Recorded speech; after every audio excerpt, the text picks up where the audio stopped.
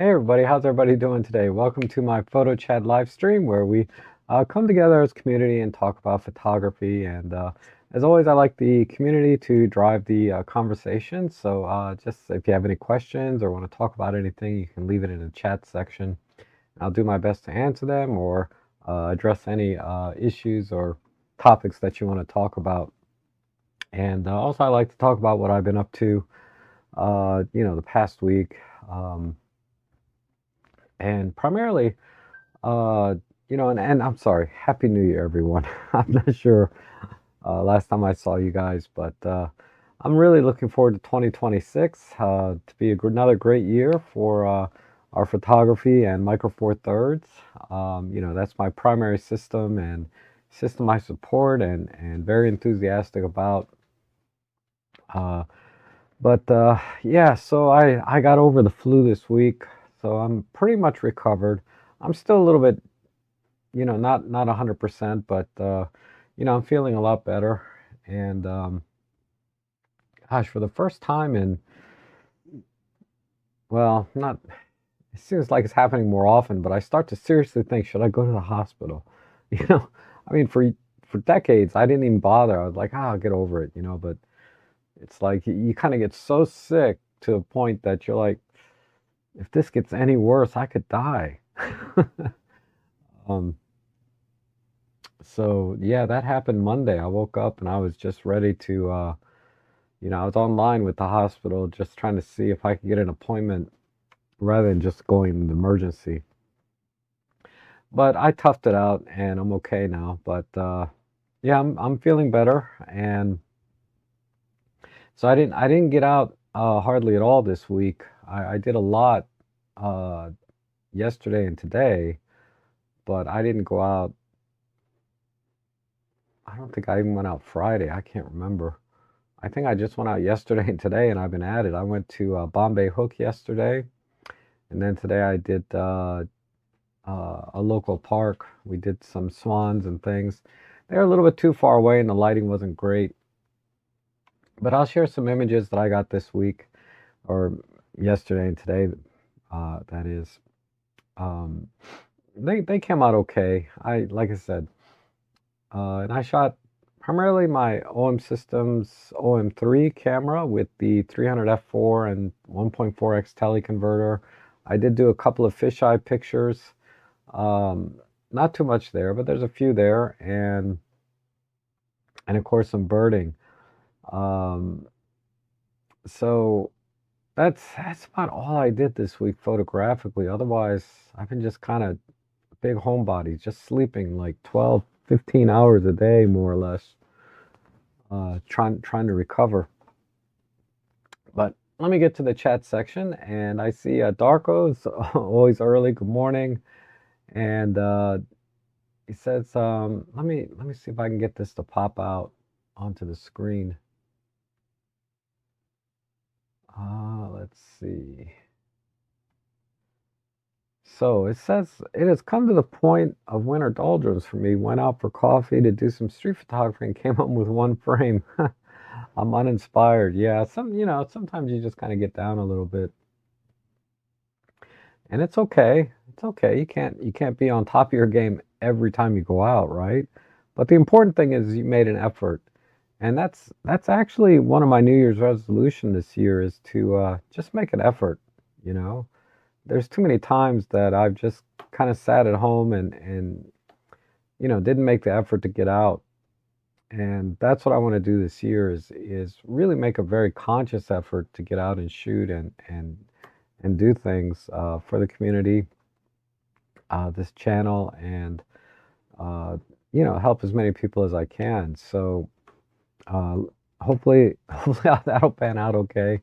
I always try to give 100%, but uh, just like Dark was saying, you're just not always up to it, or you're not inspired, or you're just not feeling it, and it's okay. It's okay, but the important thing is you did make an effort, and that's all that matters uh, to me. Okay, and oh, you're at the office. Okay, catching up on paperwork.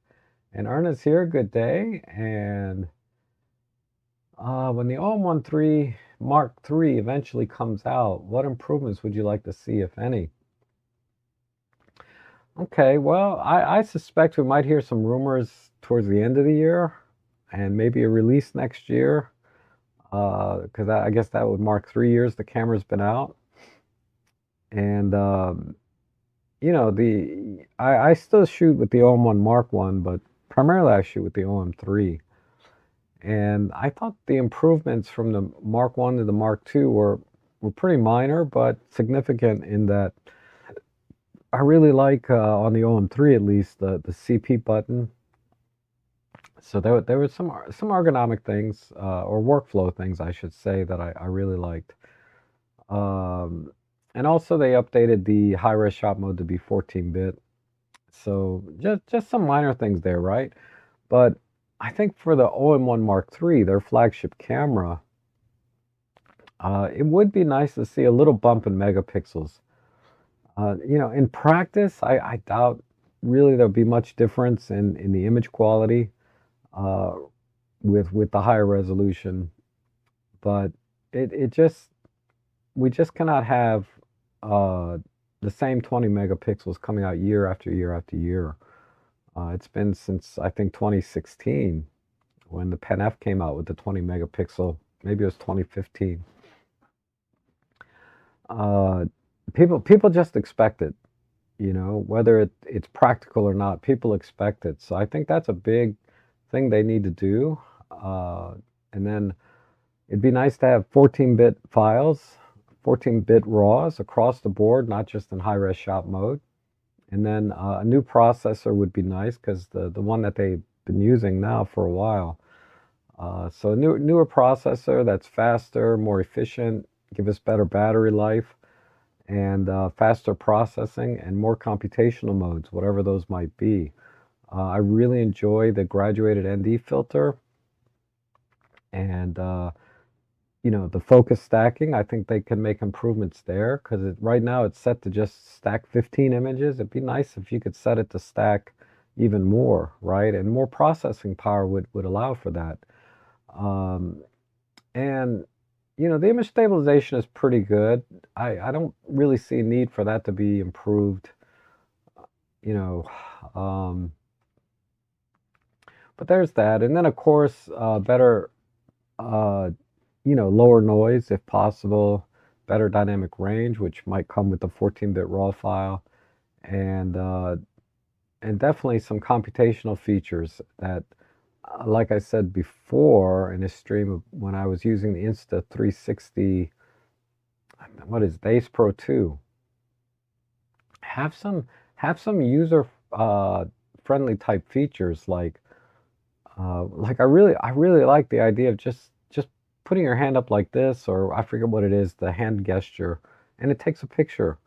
You don't have to set a self timer. You don't have to um, use a remote or use your app. You can just put your hand up and it takes a picture, right? That would be nice. Um, and what else do they do? The Ace Pro 2 also has like a dynamic, like real time HDR. Uh, so meaning, when you take a picture, it automatically just somehow pulls in the highlights, brings in the shadows, all in one shot. So I'd like to see that. And a lot of smartphones do that. I guess it's quickly taking several images. I don't know exactly how it works, but it's pretty effective. And it works in video as well. So I'd like to see some of that technology come over to give us, better images just straight out of camera. Uh, Maybe also have like the Hasselblad now has what do they call it? The the I think it's the same thing. It's like an HDR in camera does a DCI-P3 color space so that when people look at the images on their phone, they're just much more dynamic. So these kind of things to improve the image quality. Um, Maybe uh, also what would be really nice is if they'd update going from SD cards to say CF Express Type A, like they use in the Sonys. They're about the same size as a regular SD card, but they're 10 times faster. So that would make a huge difference in the buffer performance for the sports action wildlife. So if they intend to continue with the sports action wildlife focus, then they need to uh, improve the buffer performance. And the best way to do that really is just switching over to CF Express Type A. Um, and then also, like I mentioned earlier, with the newer processor being faster, it should also improve the autofocusing system and then have more subject detect modes, maybe even automatic detect modes where, it'll do its best to detect whether it's a bird, animal, person, and automatically switch to that mode if needed. That would be nice, and it should be able to do that. Uh, you know, Canon does that now, and it's reasonable. It's not perfect, uh, but it would be nice if you had like an automatic mode. But when you wanted very specific things, you can still select that, of course. Like birds would be very common subject to tech that I would use. So those are the main things. Um, I can't. I mean, the camera does so much now and performs so well that I'm going to be very content with my OM3 and OM1 for a long time. What would get me to upgrade to say to the OM1 Mark III would be some significant improvements in the image quality. Like I said, 14-bit RAW, uh, faster processing, some more computational modes, th things like that, things that would separate it. I'd like to see it do in-camera panoramas now. I mean, cameras have been, it's spotty, but there are cameras that have been doing this on and off for years now, in-camera panoramas, because I love doing panoramas. Um, and if there's any other sort of computational things it can do in camera, maybe some sort of uh, noise reduction or something like that. I don't think they'll get that far because that takes a ton of processing power. Um, but yeah, I would say those are the things I'd be looking for in an OM1 Mark III. Uh, but my main interest, if they're going to introduce a new camera, would be more like an entry level camera, like I've talked about before, an OM20, some $500 or $600 that is sort of like basically an OM5 Mark II or an OM1 Mark I that has all those features, handicapped to some point, but have it fully featured, have it do everything, uh, and try to find ways to save money so that it can be in the $500-600 range, so somebody can get into the system at a very low price point and really appreciate the features that it has, and then if they really enjoy it and they think about upgrading, then they can look at the flagship cameras and get into the robust build quality and weather sealing and better performance in general with bigger buffer, faster frame rates, more computational features. But they really need something to give people, because if you think about it, like back in 2016 or so, you had an EM5 Mark II, EM10 Mark I or Mark II, and the EM1 Mark II. You had three cameras, all of them very, very capable, uh, and gave you a taste of everything Olympus could do at the time at varying levels, where you had the highest performance in the EM1 Mark II. But if you look today, there's a pretty big gap between an OM5 Mark II and an OM3 in terms of performance and features, and a very small gap between the OM3 and OM1 Mark II. They need to come out with something something that's like half the price of an OM5 Mark II, but a nice upgrade. And that's what I'd really like to see. Uh, I've kind of given up on a Pen F Mark II. that would be a tough sell, I think, in the current market. Uh, we just don't need another premium, rangefinder style camera in the market. Uh, I think they'd be better getting new people into the system with an entry level camera. Because I showed this a couple of weeks ago. When you go onto B&H and you sort by price, like the first two or three pages are all, Canon, Sony, Nikon entry level cameras. It's a bunch of them there, and some Panasonics. Um, Fuji's really not entry level anymore, is it? But there's a bunch there, and they're all getting people into the system, and that's where home system needs to be, I think. But anywho, those are my thoughts there.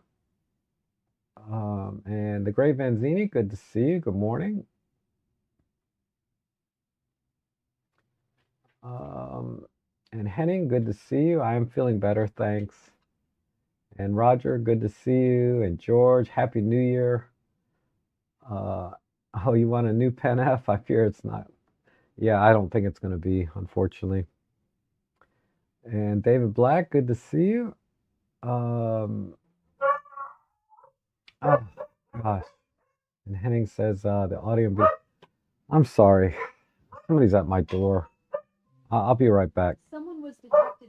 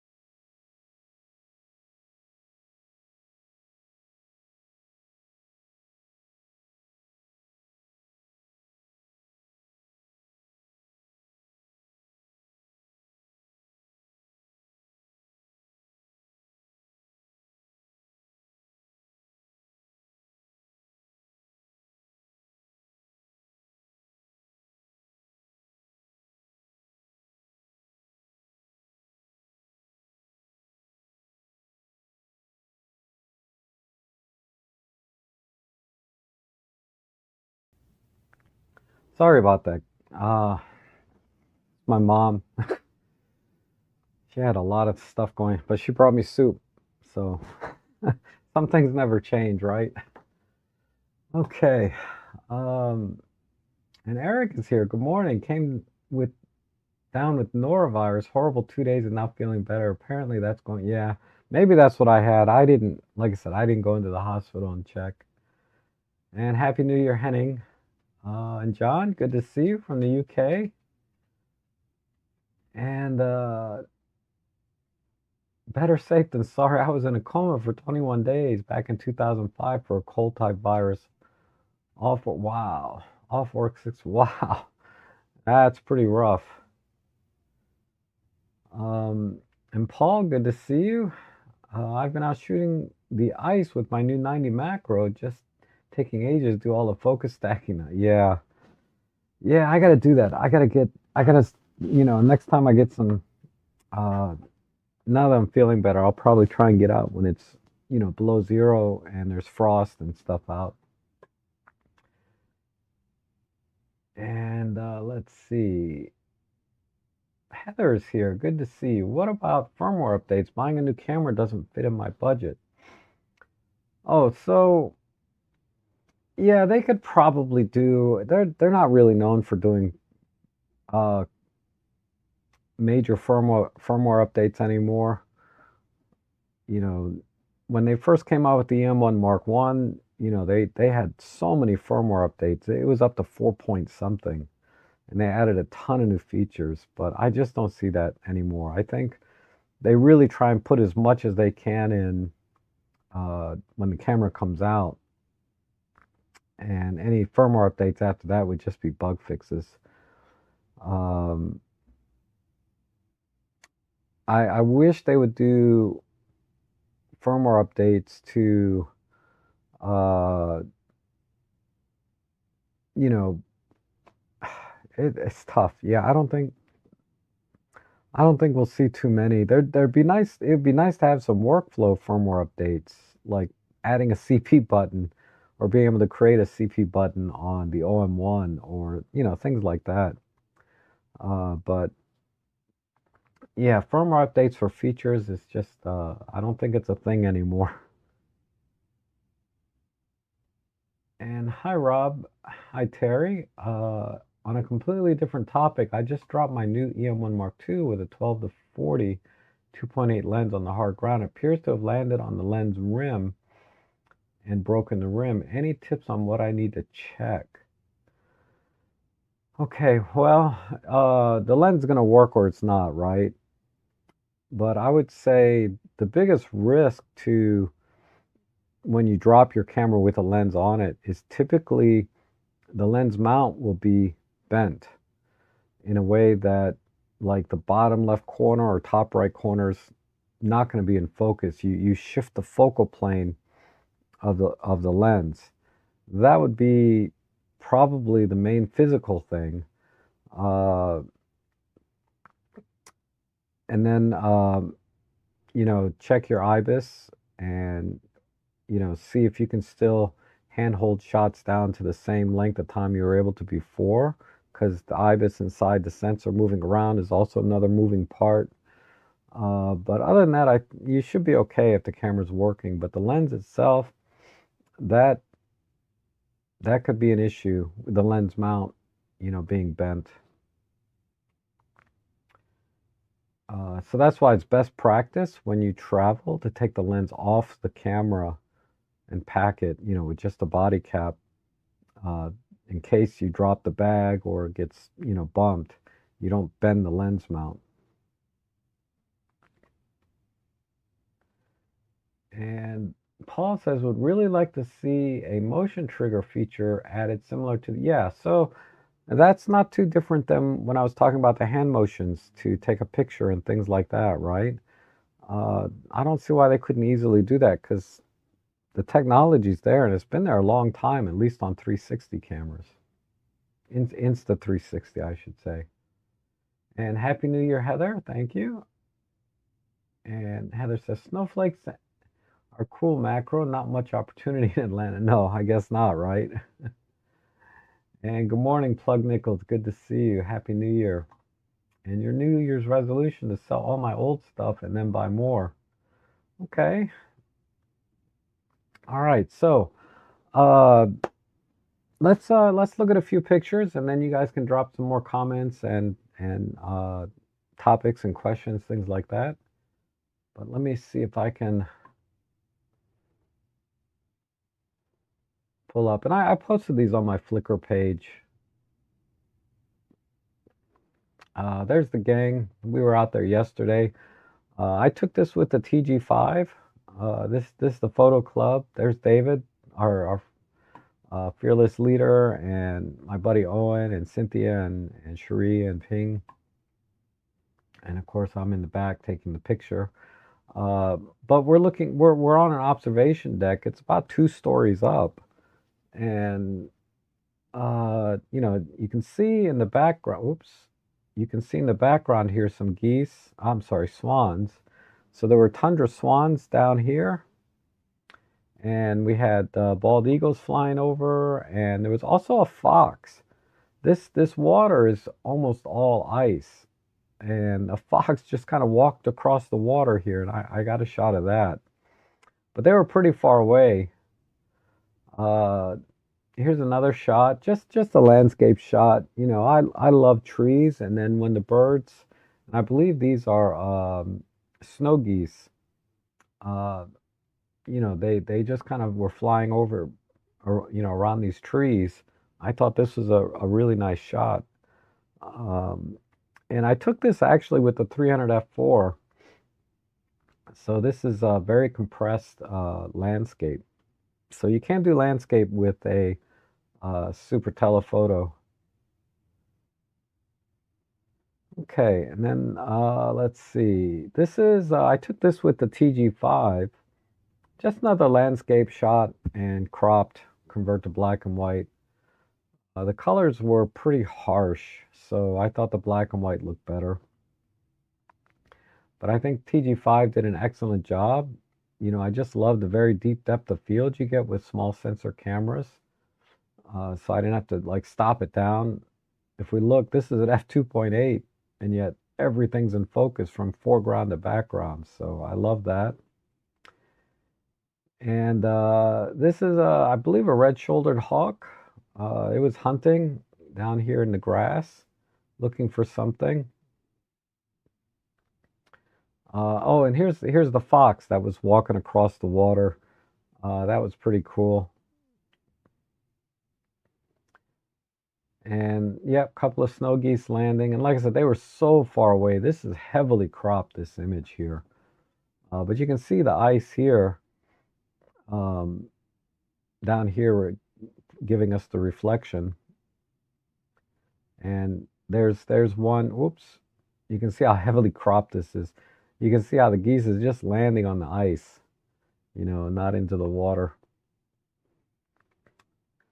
Uh, and these are, I'm sorry, geese. I keep saying geese. It's a tundra swan. And this is where he was landing too, just joining all his buddies down here. And this is actually a 3-shot panorama, because when I was using the 300 f4, it only captured, about 1/3 of this frame.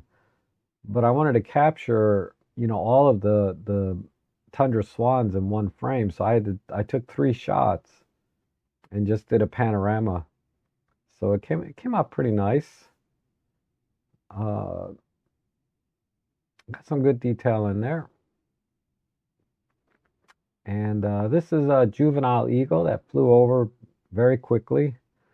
Not the best angle, but still a clean shot. And this just a close-up shot I did with the TG5. I ran into, or I saw a painted bunting. I never seen one before. And by the time I got my camera out, it was gone. So I got the TG5 out, and I just took this shot while I was there. And yep, same hawk here, still hunting, just seeing the top of the wings instead of the bottom. And these are the snow geese. It's hard to see, but snow geese, they have like black wingtips. And they were just flying way, way out, way up high in the sky in formation. It's really pretty to watch, but photographically, it's not much there. But I just captured it anyway. And yeah, I got another shot of this hawk. I probably had 2 or 300 shots of this hawk while I was flying around because I'm like at 50 frames per second.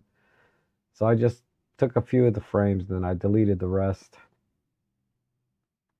Um, okay, and then the rest are just some of the team there. Here's some swans flying by. Um, got 3 of them. And let's see. Yeah, another couple of swans landing again. And then this actually is a picture I found of Ellie from a few months ago. Actually, wow, July. I took this picture back in July, but I was culling my images for end of year, and I found this one. I said, "Oh, this is a nice picture of Ellie." But this was the Pentax K3 monochrome with the vintage Pentax 50 millimeter f1.4, and this is shot at 1.4. And I did very, very little editing to this, so it's got just beautiful tonality. Highlights are clipped a little, but that's okay. Uh, but I just love the tonality that I get out of a dedicated black and white camera. And there's plenty of detail there. I did do a little bit of sharpening, but I didn't mess with the tones at all. I just kind of tried to leave it as stock or as original as possible, because it just looks so good straight out of camera. Oh, and this was from last week, which I think I showed you guys. Okay, let's see. An ATR Bear, Happy New Year. Good to see you. An Intrigue, good to see you. Didn't see you this morning. uh, Intrigue here is local to me. And I love the TG landscape shots. Oh, thank you. Yeah, the TG5 or TG series is a great, great camera. It takes great pictures. I didn't realize it until I got home today, but there was a big fingerprint smudge on the front because the images. I was like, why is the contrast so low on these? But there was a fingerprint smudge on it, so I cleaned that. So next time I take it out, it'll be even nicer. But I have my 300 f4 on the OM3, and I didn't want to swap lenses constantly between landscape and birding. So I just kept this in my coat pocket, took it out, got a couple quick snaps that way. And Henry says, any thoughts about out of focus spot on a focal plane that is otherwise in focus? Ooh, I would check your sensor and make sure it's clean and the lens. That's the only thing I can think of that would cause like an out of focus spot on an otherwise, what would be in focus on that focal plane. But yeah, check your sensor and check your lens, particularly the rear element would be most likely where there might be a smudge or a stain or something. And Louis Hoy is all about using the OM3 with built-in black and white number 10 filter. Okay. Not familiar with a number 10 filter. But yeah, the TG series is very much underrated. I agree. And I think you meant TG6, right? The TG6 is my everyday camera. Rumors of a TG8 are rampant in the form. Oh, really? Yeah, TG8 would be nice, right? Man, if they could put like a Type 1 sensor in there, that would be nice. And Heather asks, how do you pick the keepers when shooting so many frames? Well, if it's a bird, I want to look at the wingspan, right? How many feathers can I see at once? So if we look at today's shoot, let me see. Uh, for example, this is today's stuff. And I've already kind of narrowed it down to just 11 images. I don't know if I'll do, actually, I don't even need this one, so I can take that out. Oh, it's frozen. Hold on. Whenever, what is holding? Give me a second. Something is, something's holding up my photo lab. Let me shut it down and reopen it.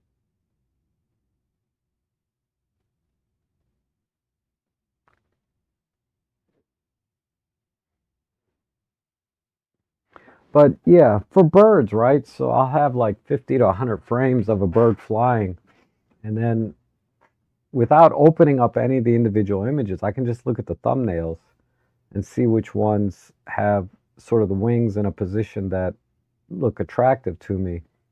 And then I'll put a star on those. And then I'll look at, and then I'll move on to whatever the next scene is and just put stars on things. But for birds, that's what I do. And then once I've starred, say, 5 or 6 images, I'll pick the one that has the best focus or has the eye, in the frame, or is, that's basically it. I try to find where the bird is looking at the camera or facing the camera, has a good wingspan where I can see a lot of the feathers, and that's it. So, like this shot here is a pretty good example. I probably had 30 or 40 frames of this, and then I just picked the one where I had all three, like one bird's not overlapping the other and they're nicely spaced out, but I could see that without opening up the image. I can just look at the thumbnail. So I can get through them pretty quickly that way. Um, Let me see. Something else is holding up DxO here.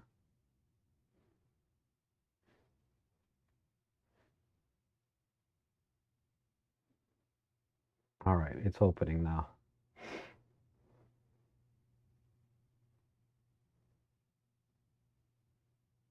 But that's all I do. If it's a landscape or something like that, I don't typically have 50 to 100 frames of a landscape, right? I might have 5 or 6 frames. So today, for example, I did maybe 20 frames of the sunrise, and the first like dozen frames, I didn't clean the lens. The lens had some kind of haze on it, so I was getting flaring, and so I got a couple of more frames, and then I picked those. But yeah, so I imagine you're asking about when I have 50 to 100 frames of one thing. I just look at the thumbnails and pick out the ones that have the right position of the wings. And then after I got the wing position down, I then open up those images individually and then look at the position of the head. And if I can see both eyes, it's better. If I can see both eyes at the same time, but at least one very clearly. So I usually like to have at least one very clear eye and a good wingspan. Um,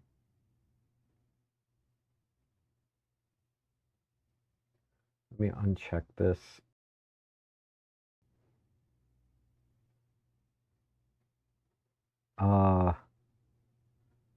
805 images. So here's a sequence here from here. So like I don't like this wingspan. Not crazy about that one. This one I like. We have one up and one down. But I can just kind of get through these pretty quickly. So I might pick this one. Then I'll look at the background and see if there's any distractions or anything in the way. But I ended up not. Maybe I'll use this one. So I'll put a little star next to it like that. And then I got this little wren. I picked one out of this because he had his mouth open, because he was singing. And this frame here, his mouth is also open, but if you look closely, his eye is halfway closed. So I didn't pick that one. And then I'll just keep going. So here's another sequence, right? I can just look at the thumbnails and I can tell right away I don't like any of these uh, by looking at the thumbnails. And there's another quick short burst there. Here's another burst of a seagull, right? He was flying in. The other thing I look for is which frame are they the largest, right? And so if they, which one do I have the most pixels of, right? So for example, like this shot here, it's very small in the frame versus say this shot here, it's bigger in the frame. So I got more pixels on the subject. And this guy, a little bit out of focus, so I wouldn't use this one, but I can see his eye. But yeah, I ended up not using any of these. And maybe this one is good. Nope, because the wing is covering that. Anyway, that's all I do. I just go through them like that. And so I had 800 images today. I've already narrowed it down to just 10. And I think I'm done. I'll probably just delete the rest. I can show you the ones that I've processed already. So here's the wren with his mouth open. That came out pretty good. And let's see, another one I did. Oh, this is a nice shot. The sunrise. And I got a nice silhouette of, I don't know what that is, probably a seagull flying into the sun. And this is one of the landscape shots. This one is the OM3 with the fisheye lens. I'm not sure I'm going to use this one. It's okay. I didn't really set my aperture and focal point right. So there's parts of the image that are a little bit soft that I would rather have been sharp.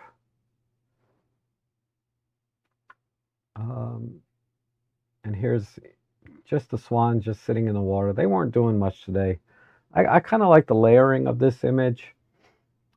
You know, we have a little bit of a blurry background, then the swans are sharp here in focus, along with this some more grass here, and then a soft background. And I think the vertical works, and the colors are pretty striking. So I like this one. And that's all I've processed so far, I believe. Yeah. Those are all from yesterday.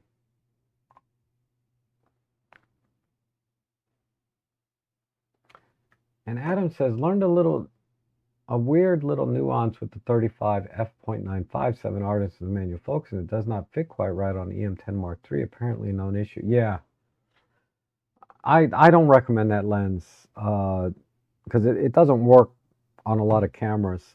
Because what happens is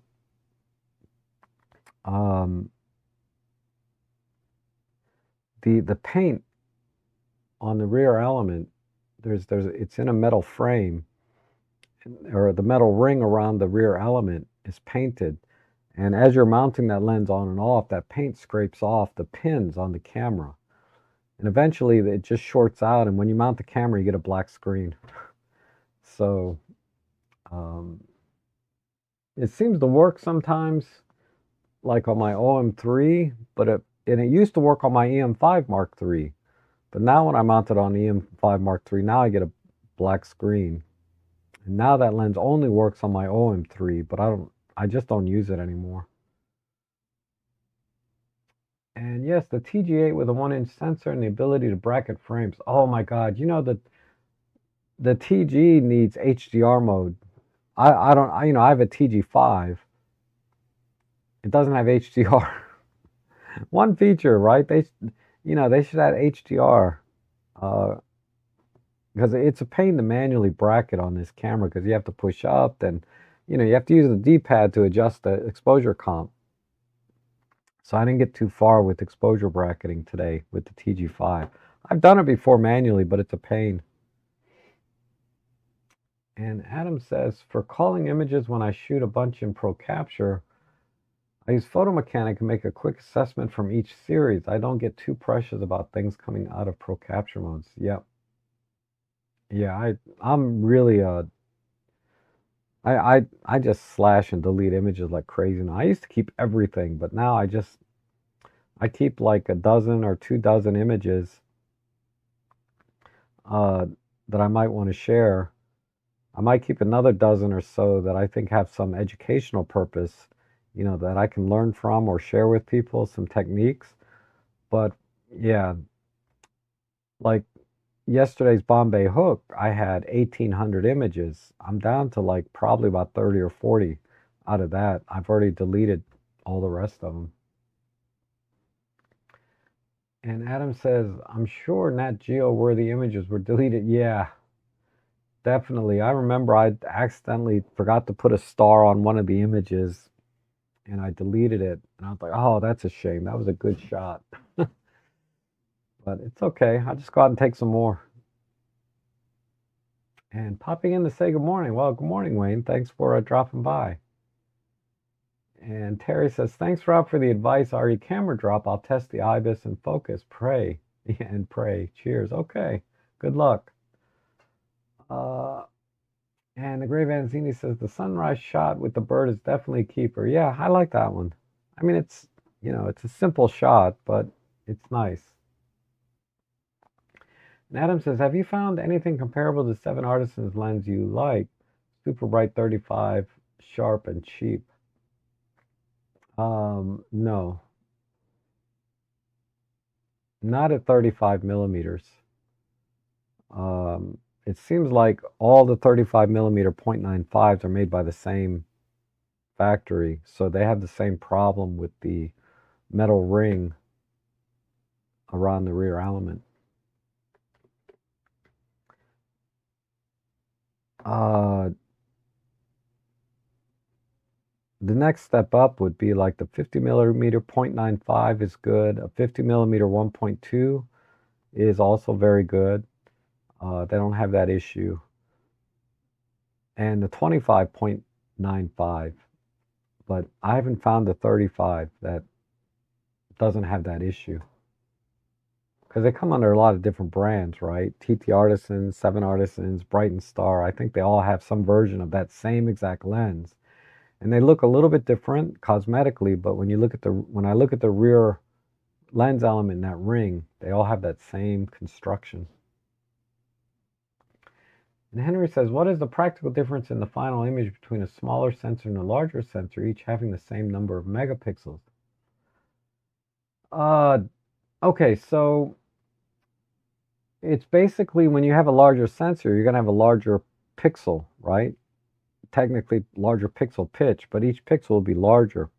So that's going to have a higher signal to noise ratio, which means less noise. Okay.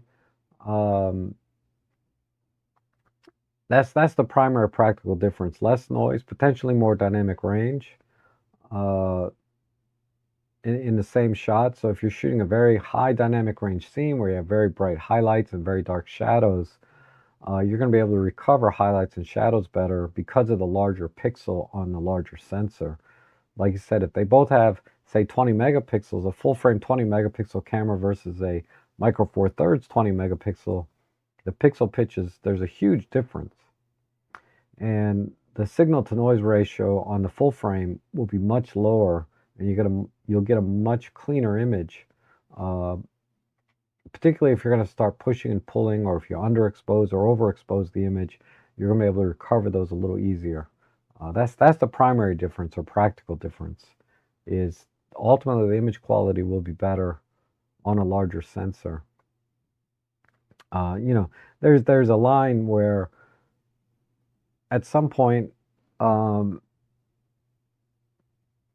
the signal noise ratio is good enough for, excuse me, signal noise ratio is fine on a small sensor, and you're not really going to see any noise, especially with software these days, or just in-camera JPEGs will reduce or eliminate a lot of the noise issues that you might otherwise see in a raw image. Um, so I have no problem shooting Micro Four Thirds, that has the very small pixels in terms of the image quality. It's more than good enough for everything I do, including work that I deliver to clients. But ultimately, there's just no way around having a bigger pixel, right? And Adam says, I must have learned that slash and burn multi-shots from you, Rob. Yeah, absolutely.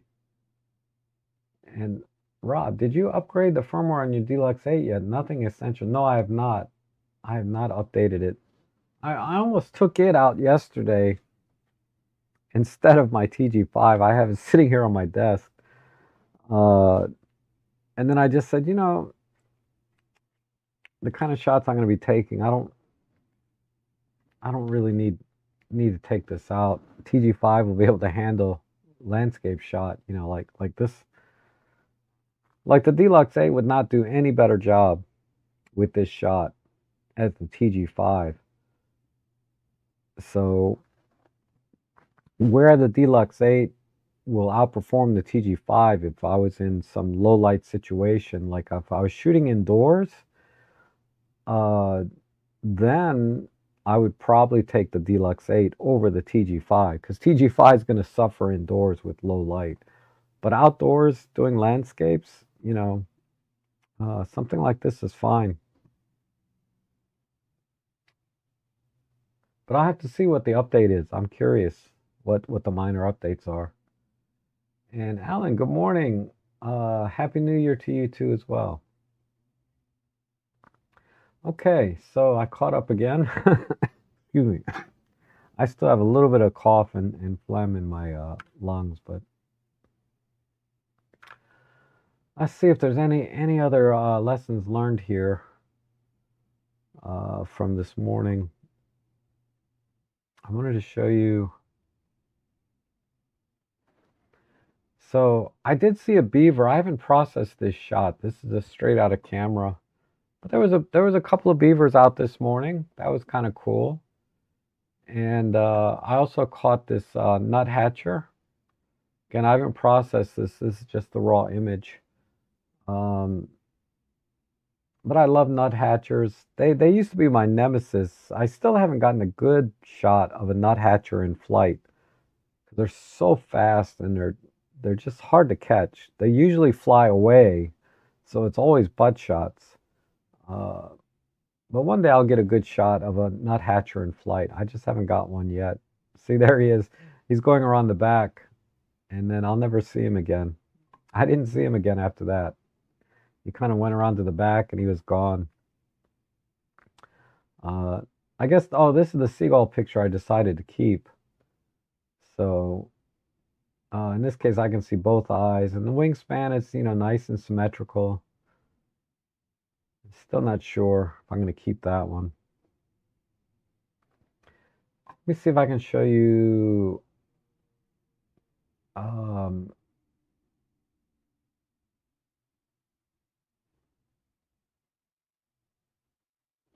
This is you can see the smudge here on my lens. This is before I cleaned it. I was taking it, I says, man, the flare on this lens is not great, And I was like, oh crap. So I cleaned the lens. Now there's a little bit of flare here, but it's not like all over the frame like it was before.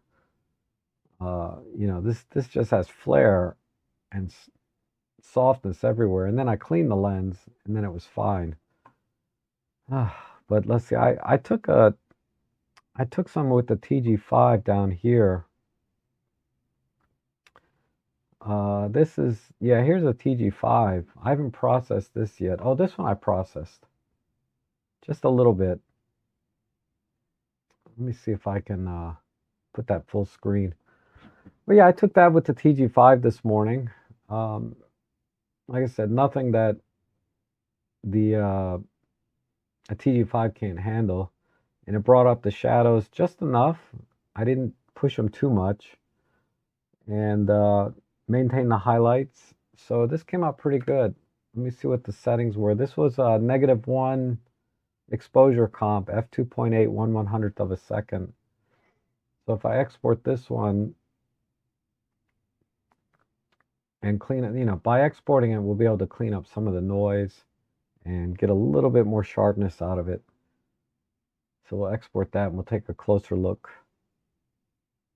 But it's just a gorgeous sunrise this morning. Unfortunately, it just got cloudier as the day went on, so didn't get really too many productive shots. This is where everybody else was. They were up here in the observation deck. I kind of crawled down the embankment, tried to get closer, but yeah, it didn't work. And while we were there, there was another Olympus shooter here. I don't know if you can see, but they're shooting with the 150 to 400 there. And there was 3 or 4 of us up there, Olympus shooters, or OM system shooters, I should say. All right, let's see how this exported, this TG5 image. Yeah, beautiful. Beautiful, beautiful. I think that came out great. Okay.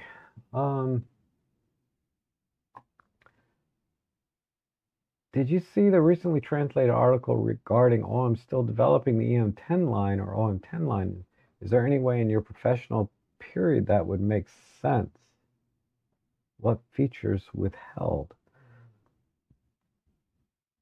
Oh, gosh, I'm not sure what you're asking, but I have not seen that article, but it's good to hear they're working on the EM10.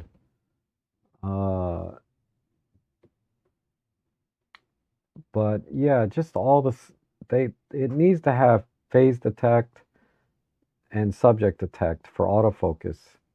Autofocus needs to be spot on.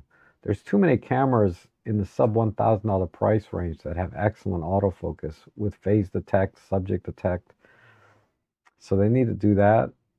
And then, of course, have all the computational features uh, that we currently have on all the cameras, ND, live ND, grad ND, high res shot mode, all of these things need to be in there. And Heather says, when I started with my OM, some experts suggested saving both JPEG and RAW. I don't really find use for the JPEG other than taking up space. Um, yeah, I don't bother with JPEGs. There's a very subtle difference sometimes of what you can see when you're reviewing your images in the camera. You're looking at the JPEG. If you shoot RAW plus JPEG and you review the images, you're looking at the JPEG. And the JPEG will a lot of times have a little bit less noise or noise processing, a little sharpening applied. So they look better on the back of the camera when you shoot RAW plus JPEG. When you shoot RAW only, what you're looking at is the embedded JPEG of the RAW. The JPEG that creates the thumbnails when you look at them on your computer. And a lot of times those won't be as good a quality as if you shoot RAW JPEG. And the pictures won't look quite as good on the back of the camera, but once you bring them into the computer and process them, you're fine. Excuse me. So yeah, no need to shoot RAW plus JPEG. If you're going to process your RAWs, no need to shoot JPEG. If you're not going to process RAWs, then you might as well shoot JPEG. Like if you're just using the RAW straight out of camera, it's not ideal because they're not processed at all. So I would shoot JPEGs, but yeah, I think, you're in my photo editing live stream, so you do edit your photos. There's no need to shoot JPEG. It just takes up space. And XMeta's here. Good to see you, XMeta. How are you?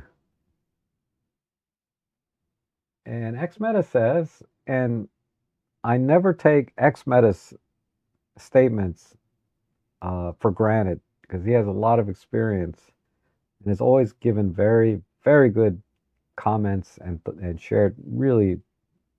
Uh, he's a good photographer, in other words. But anyway, let's see what he says here. Many times people emerge who want the pics now, and it's sort of a backup too. I had one of the files corrupted a couple of times, rarely both. Oh, that's interesting. Um,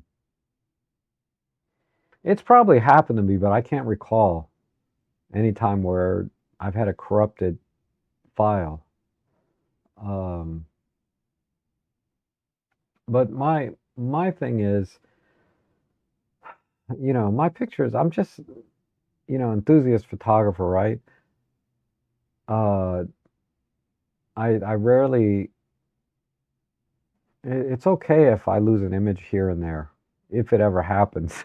It hasn't happened to me, but so I don't worry about backing up images like that I shot today and yesterday of the birds and whatever, because I can always go out again and take it again. Um, Now for my client work, I have the OM1 with dual card slots, so I'm always writing to both cards at the same time. So that's my backup, and I'm shooting RAW on both. But RAW plus JPEG, using JPEGs as a backup, uh, I don't have any scenario where I would need to do that.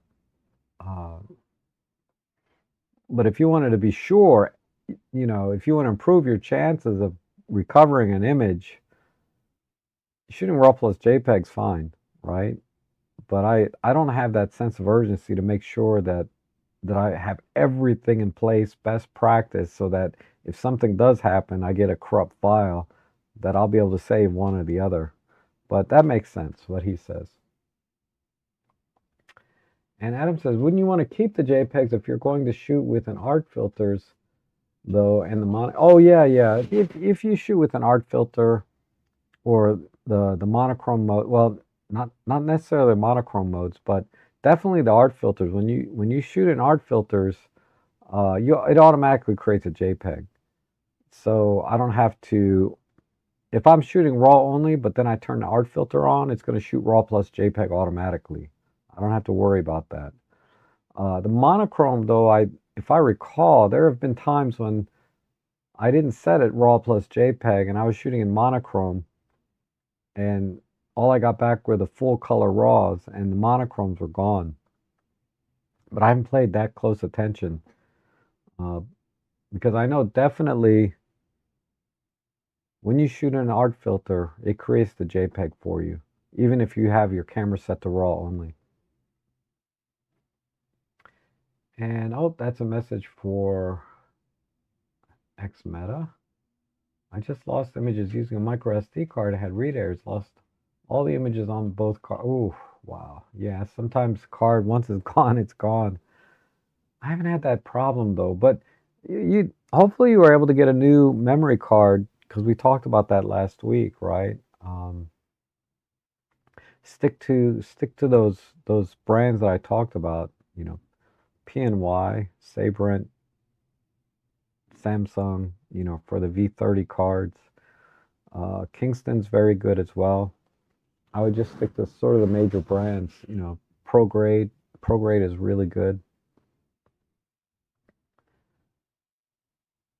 And yeah, those micro SD. Oh, the micro SD. Yeah, forget about micro SD. Those are rough.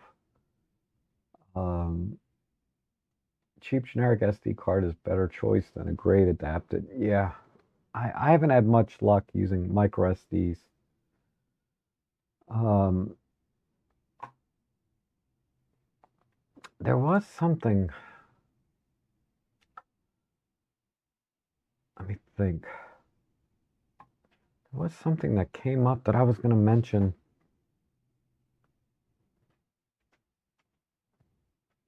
I can't remember now. While I was shooting today,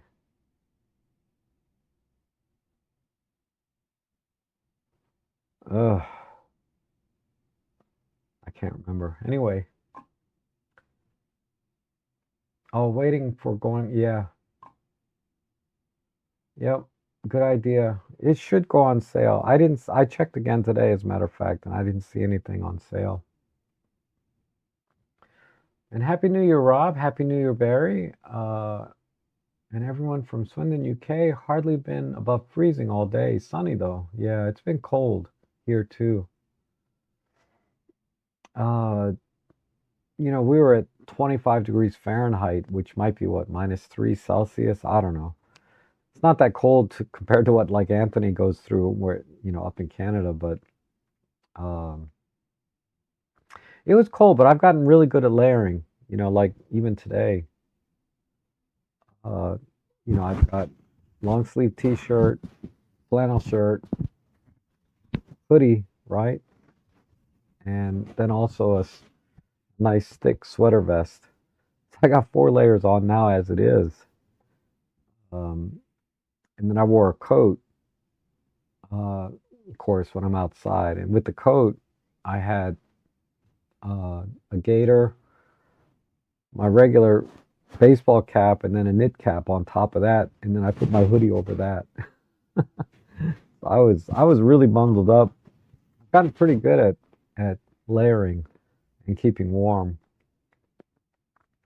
Uh, but yeah, it's cold. And then of course in my pockets, I keep hand warmers. The batteries just died on these. I turned them on this morning about 7 a.m.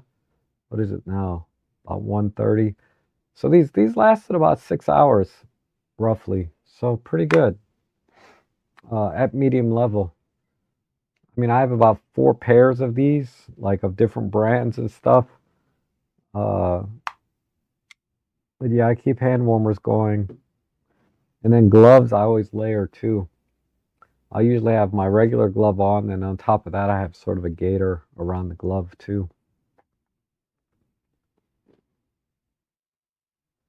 And while on the subject of cards, is there a way in camera to see how full your card is? Yeah, typically in a super control panel. Uh, so when I turn the camera on and I go into the super control panel, if you look at the bottom there, see where it says raw 99999? Um, let me see if I can get this lined up right. It says raw. Whoops. So that tells me I got 999, pictures at a minimum because 999 is the max. So the card is empty basically. And next to that tells me how many minutes and hours of video I can record next to that. So that's the way you check. And that will go down as you're taking pictures. I have filled up cards before, but that's when I was shooting with 128s. I now shoot with 256 gig cards in my OM3. And if you have the OM1 where you have dual card slots, you'll see card slot 1, card slot 2, and it'll show you how much room is on each.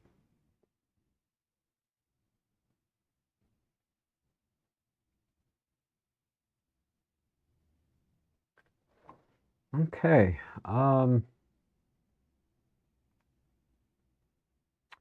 They're gonna say this. There was some fungus out here. This is just another TG5 shot. There's a fungus shot taken with the 300 f4. I was trying a couple of different directions. I don't think I'll use any of these. I didn't have time to get out my macro lens and flash and do it properly because we were on our way to a new location, but we just happened to walk by some fungus, so I just got a quick snap. There were some organzers out there. There's a wood duck. I'm not. I'm sorry, not a wood duck. A mallard. I haven't gotten this far down in the, there's a swan. Yeah, I'll probably find another 5 or 6 images in here. There's a merganser, that's a female. And then the male is over here. There's the male merganser. They're beautiful birds. I love these mergansers. But they were so far away, as you can see. Uh, I'm at 840 millimeter equivalent here, and they're just little dots in the frame, basically. I just could not get close enough. I took a picture of this because I didn't know what it was, but it looks like just a plastic tub or a cement cylinder. I don't know what that is. I was just curious, so I thought I'd take a picture and look at it later. Just kind of sitting in the middle of nowhere. You can see there's a bunch of geese back here. I'm sorry, swans back here, I believe. Yeah, if you look at this picture, you can see they're all back in here, but they're so far away. So far away in the frame. I'm going to end up, cropping in really tight. But that's not a bad shot. It's not really facing the camera. This one he's kind of stretching out. I think I like this one. I'll put a star.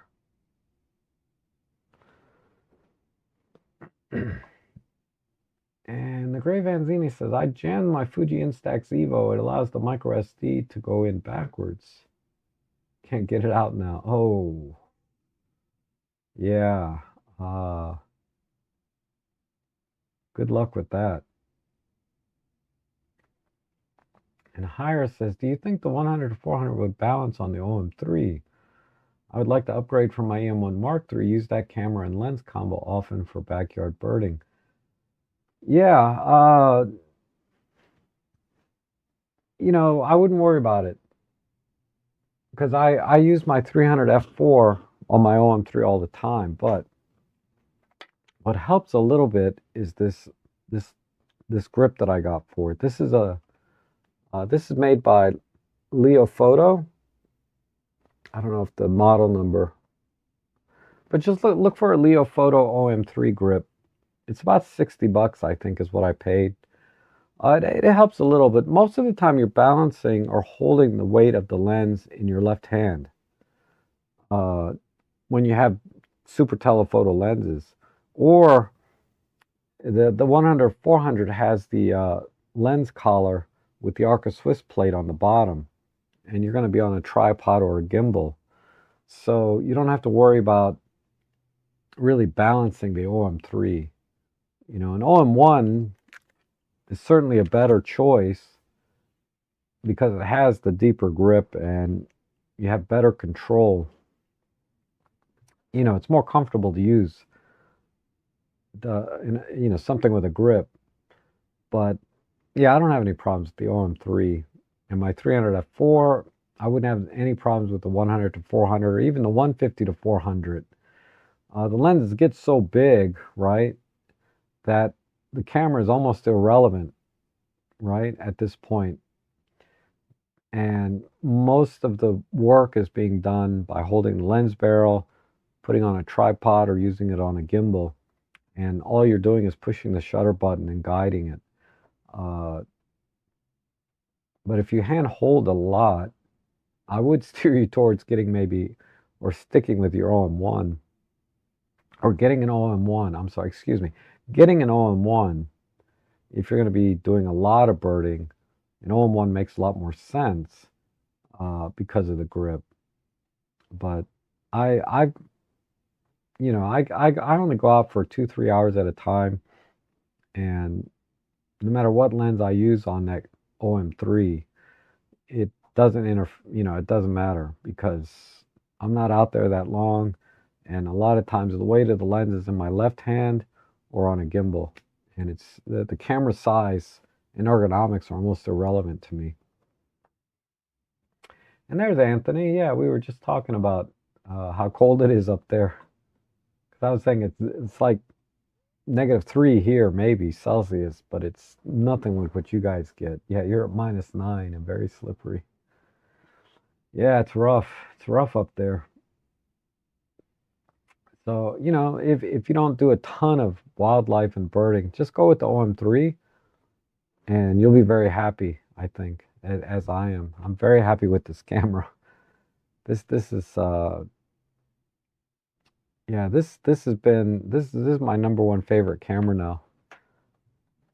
I rarely take out the OM1. I think about selling it sometimes, but I do get the occasional like photo job where I need to have dual card slots. But uh, if I didn't have do that, and I wouldn't get anything for it, maybe $600, right, on trade, if that. Um, so I might as well keep it because it's a great camera. It has a better EVF too, right? The OM3 has a better EVF, I think, than your EM1 because it's an OLED display, but the OM1 has an excellent EVF. It's like 5 point something million dots instead of 2 million, and it's probably a little bigger even.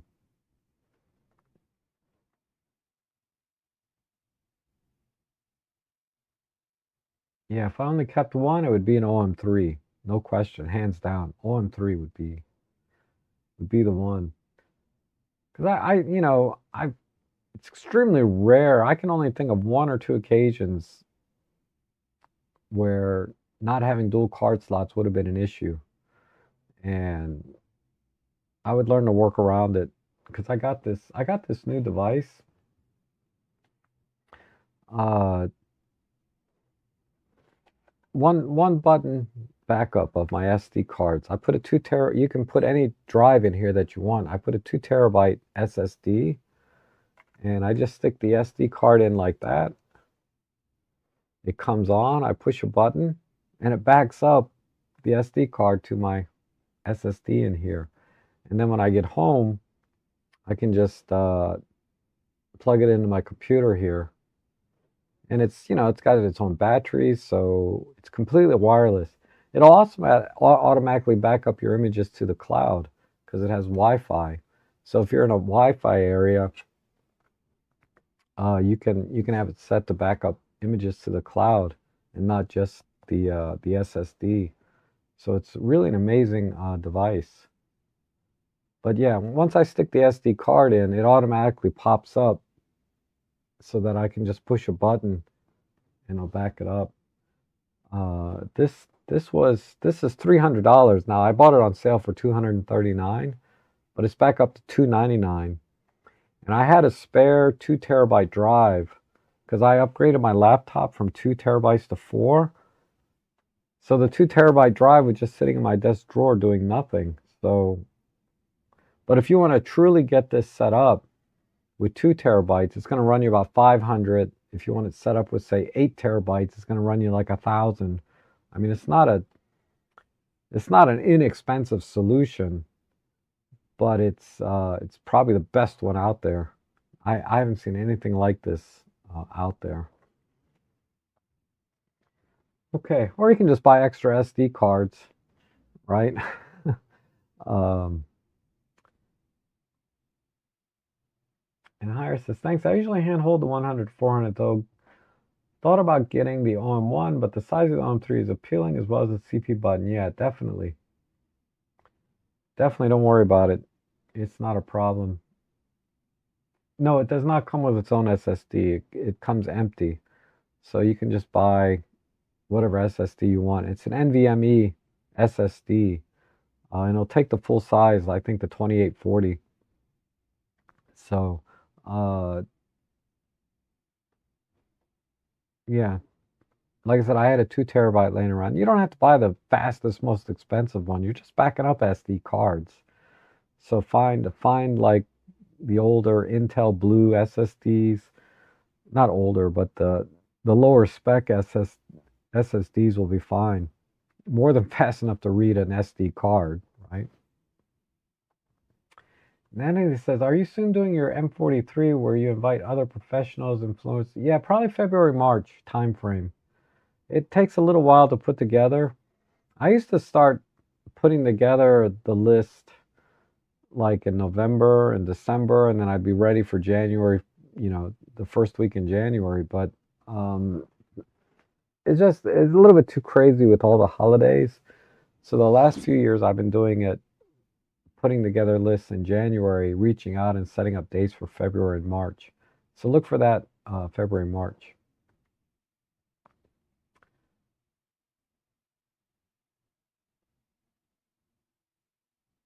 Okay. Gosh, I'm either I'm not getting a lot of comments or I'm getting better at answering them quickly. I try anyway. My voice starting to crack a little bit. Uh, Let me see. Where are we?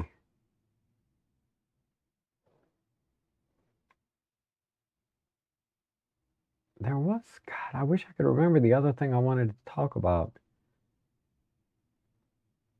but I don't have any. I should have wrote it down.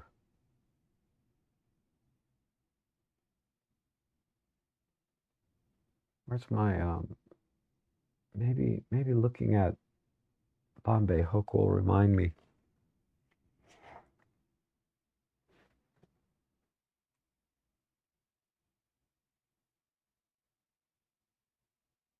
Yeah, nothing is just coming to mind here. Whew, okay. Well, oh, thank you, Heather. I appreciate that. Uh, what I'm gonna do,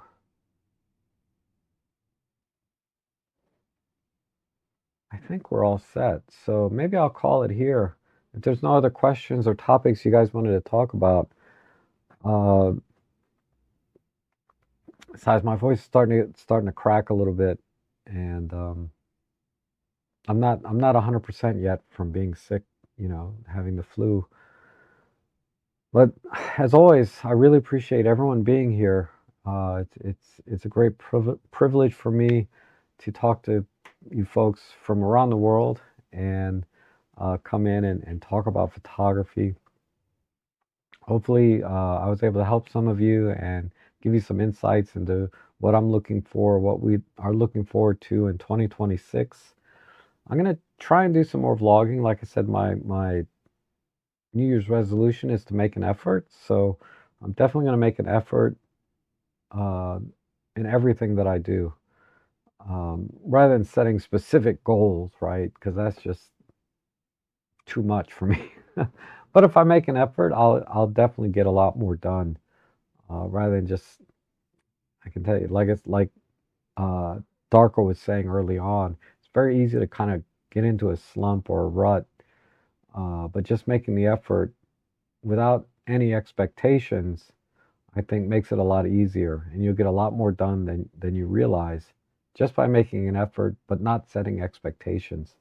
So thanks again, everyone. And if you'd like to support my channel this year, as always, I have my links down below to become a member or make a donation or use my affiliate links, all of that good stuff. I should be back on Tuesday with my shopping stream, and my photo editing streams are going to continue throughout the year.